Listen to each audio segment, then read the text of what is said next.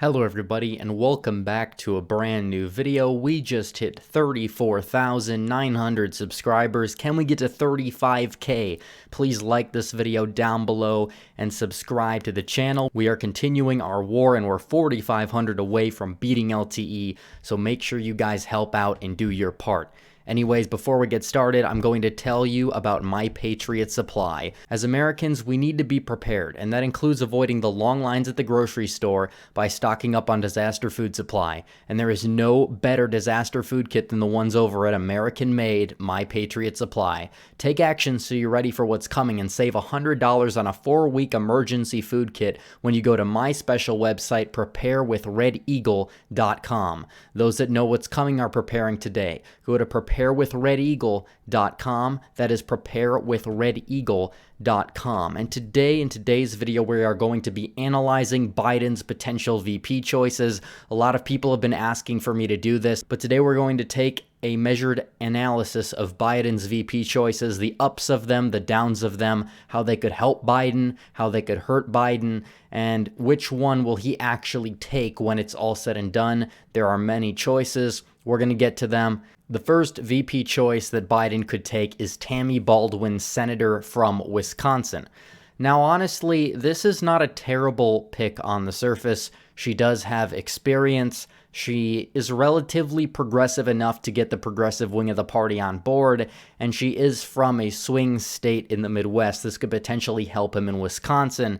However, it doesn't seem like there's a whole lot of buzz about this. She really doesn't seem to be super accepting of the job, and she has low national profile. What could help Biden in Wisconsin might eventually hurt him in places like Arizona, Texas, or Georgia. And will she even help Biden win in Wisconsin? Again, the VP home state thing, there's conflicting data on it. I really think Hillary Clinton could have won the state of Virginia by a decent margin without Tim Kaine on the ticket. Obviously, if you look at North Carolina, you can clearly tell from there that it really didn't help John Kerry to have Edwards on the ticket, despite the fact that Edwards had a very big approval rating in the state of North Carolina.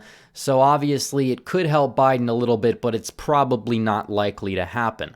The second potential VP choice is another Midwestern woman named Tammy. This time is Tammy Duckworth, who is actually, would be an interesting pick. She is actually crippled. She only has one leg. That would be a unique thing, and she is a veteran. But it really doesn't seem like there's a whole lot of talk about Duckworth being on the ticket, though. It's possible that she could be a dark horse selection, as CNN has pointed out in one of their articles, but it just really doesn't seem that likely at the moment. And does she really help Biden in any way? I mean, she would be the first Asian female vice president, but at the same time, there's not a whole lot of Asian voters. I don't know how many of them are going to vote on the presence of identity, and there's not really a whole lot in swing states, and I don't really know if it's going to help. It might help among veterans because she is a former veteran, but we really don't exactly know the implications of this. Obviously, I think that the most unique thing about Tammy Duckworth is that she was able to give birth at the age of 50, which is kind of interesting, and actually gave birth while she was in the Senate. So I found that factoid to be a little interesting, but it's just not likely that she ends up being Biden's pick at the end of the day. So this is the third selection, Gretchen Whitmer, the governor out of Michigan. By the way, that's supposed to say D-Michigan, not R-Michigan. She is not a Republican, by the way. I did not correct that. I should have corrected that before I made this video. She's been getting a lot of attacks by some of the protesters that have basically come out against her stay-at-home order, and they're saying it's a little bit too ridiculous. However, I mean, she could potentially build on the national spotlight she's getting and become a VP slot. However, polling that I've seen shows that she actually brings Biden down in Michigan, despite her actually having a 55% approval rating in Michigan or so. That's what some of the polls say. So it doesn't really seem like it's going to help Biden out a whole lot in Michigan. Michigan is a key state. It is a swing state. I'm not sure if she would be able to put it into the Biden column, but it really isn't likely that she is going to take it. It seems like she'd rather just be governor, and she has a very little experience. She's only been governor for roughly a little bit less than 2 years now, so I don't really know if she's the best candidate for VP based on experience, especially because people are going to be voting for Biden's replacement because Biden is old and very well may not make it through one term. That's partially why I think at the end of the day he could actually lead to demise based on the age factor. So it doesn't really seem like he's going to pick Whitmer, but she's being floated, so we do have to talk about her. This is the fourth selection. This is a potential dark horse selection. Susan Rice, the former advisor for President Obama, the Democrat from Maine, actually, which is unique because Maine is a swing state. Not a whole lot of people are talking about it, and not a whole lot of people were talking about it last time, but Maine is a swing state. It's going to be in play for the Senate and probably is going to be in play at the national level. So what this could actually do is it could, Biden having her on the ticket, maybe if it helps you 1% in Maine, that might actually help for the Senate seat. Rice isn't being floated around a lot, but Trump supporters will like to point to the flaws that Rice has. They'll love to point to the corruption charges that happened during in the Obama administration, all the corrupt things that Susan Rice and other people were able to get away with. So she may not be the best pick in terms of galvanizing voters. So for that, I really don't think that she will be the pick, but she could potentially be a dark horse election that we will have to watch out for. This is another pick that is potential. Catherine Cortez Masto, the senator from Nevada. She's relatively, I guess you could say, middle of the road for a Democrat, I guess you could say.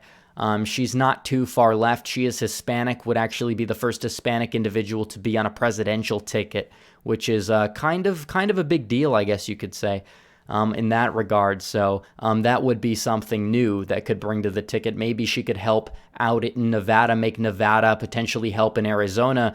But at the same time, is she really that good of a pick? She has little experience, and at the same time, Biden Cortez Masto, that name doesn't really look that good on a bumper sticker, and again, you pick a woman with the last name of Cortez when you have this nonsensical woman named Cortez that's just running around saying all these crazy things that don't make sense, that makes the Democrat Party look terrible in the process. Is that really a good look? It's a little bit of a subliminal thing, but I really don't think that Catherine Cortez Masto is going to be the pick, but she's being floated, so there's a lot more greater chance that she actually could be the pick than some of the people we've talked about on this list.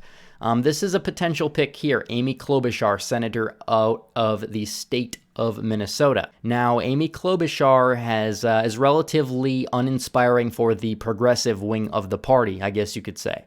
Basically, she is a very, very moderate Democrat. She opposes things like the Medicare for All plans and things like that. She has governed as a fairly moderate senator out of the state of Minnesota and is arguably even more moderate in rhetoric. So from that standpoint, it doesn't look like she'll be able to galvanize the wing of the party that is the Bernie wing. At the same time, she could potentially help out with moderates in the Midwest, particularly Minnesota and the state of Wisconsin, obviously. When you keep going to the east and you go to Michigan and Pennsylvania, the influence level will die down for Klobuchar. But she could definitely help Biden win Minnesota because she is extremely popular in the state of Minnesota, more popular so than somebody like Tammy Baldwin, which may not have that much of an impact on the state, but Minnesota probably will shift to the Democrat column by a few percentage points if Klobuchar is on the ticket. So it's a potential choice. I'm not sure Biden's going to do it. I kind of have my mind set in who he'll pick, and we'll get to that later. But it's very possible that Klobuchar should be the pick, and she will be on the short list. This is another selection that people are talking about, Kamala Harris, senator from California. And it's kind of crazy to see Kamala's name being floated because she basically went toe-to-toe with Biden in the first debate and basically was one of the only people to actually go out and attack Biden, which is kind of weird and kind of unique at the same time because nobody really attacked Biden after that, and it kind of allowed him to win. So it's kind of going to be weird when Trump's going to be going up against Biden. Trump's going to be levying his attacks. It's going to be interesting to see how Biden will respond, and more likely than not, Biden will crumble to Trump. But Harris is probably a bad pick.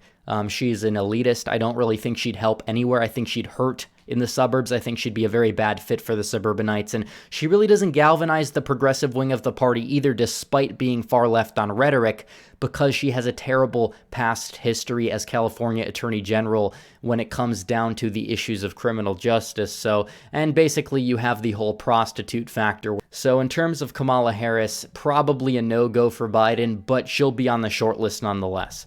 Now, this is probably who I think Biden will pick. I'm not sure if it's going to help him out a whole lot. Stacey Abrams, the pretend governor from Georgia. Basically, in her mind, she's governor, but the state of Georgia voted to not elect her governor. So the deal with Abrams is she's really levying to be the VP pick. And we'll see if Biden takes her up on the offer. It is a black woman. I'm not certain how she'll galvanize black turnout. I think it would benefit Biden a little bit there. I don't think it would benefit him a whole lot. But at the same time, Abrams has a long history of levying racism against whites. She basically unleashed a plan back in 2014 that would try to limit the power of white seats in the Georgia House or Senate or something like that. There's a whole scandal about it right now, so that's a very interesting thing. I don't think that's going to help her in the rural places in the Midwest, obviously. I don't think that's going to help Biden. And she just is kind of a two-faced individual. She's in the suburbs, she's talking moderate. When she goes to the urban centers, she starts talking like a far leftist. So basically, you have a two-faced individual in Stacey Abrams. I think the benefit is that she would fill a big gap on the ticket. There'd be a little gap, and I think she would fill that. But at the same time, she's a little too big to fit on the ticket. But at the same time, I do think that that's a risk that Biden is willing to take. I think she probably will end up being Biden's VP choice. But there's other people we have to talk about. Elizabeth Warren, there was a report floated around that said Warren would actually be Biden's VP. I don't think that that was confirmed true at all. But at the same time, Warren, I don't think, has the progressive appeal she had back in 2016, because she really looked like a sellout, because twice now she endorsed the establishment candidate over Bernie Sanders while Bernie was in the race. I don't know who her base is exactly, but it seems like the base of supporters that she had already is going to Biden anyways, and her base really isn't that big to make a difference electorally when it's all said and done. Hillary Clinton, this is one we have to talk about. The big bad Hillary, Satan herself. She could be in consideration. We've seen her do virtual town halls with Biden, and she was a no-go in the midterms, really didn't show her face very much, which kind of helped the Democrat Party. But she's out there doing events, virtual town hall events with Biden right now, and Biden's falling asleep during them. So she clearly may want power. She's a very power-hungry individual, so she clearly may be levying for a position of power. Hillary Clinton, eventually, if Biden has to step down due to the Reid allegations, she would just love to take his place and would love to run for president thereon from her standpoint. And that's kind of how it could go down. So be very careful, be very afraid. Biden could pick Hillary. I think actually Hillary is in the top 5 of the selection process, but right now it's probably going to be Stacey Abrams. So anyways, guys, thanks for watching. Please like this video down below, comment down below, and subscribe to the channel. Get me to 35K, and hit the bell for notifications so you never miss another video. Follow me on social media, join the Discord and subreddit, donate to the Patreon, and subscribe. Star links in description. As always, guys, thanks for watching. Red Eagle, out.